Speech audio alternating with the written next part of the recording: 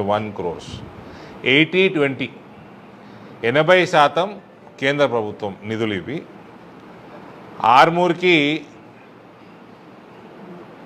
18.7 కోట్లు, బోధనికి 18.7 కోట్లు, కొరుట్లకి 18.7 కోట్లు, మెట్పల్లి 18.7, నిజామాబాద్ 32 కోట్లు, జగిత్యాల్ 62.5 కోట్లు. టోటల్గా 169.3 కోట్ల రూపాయలు మన పార్లమెంట్ సెగ్మెంట్కి శాంక్షన్ అవ్వడం జరిగింది. ఇందులో 34 కోట్లు రాష్ట్రం, 135 కోట్లు కేంద్రం. దీనికోసం గుసలాడుకుంటా ఉన్నారట టీఆర్ఎస్ వాళ్ళు, కాంగ్రెస్ వాళ్ళు, మేము తెచ్చినామని.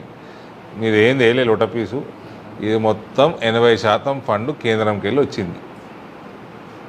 ఓకే, గుసలాడుకోకూరి. 2332 కోట్లు కేంద్ర నిధులు మన మున్సిపాలిటీలు తెలంగాణలో డెవలప్ చేసుకోవడానికి. నిధులు రాలే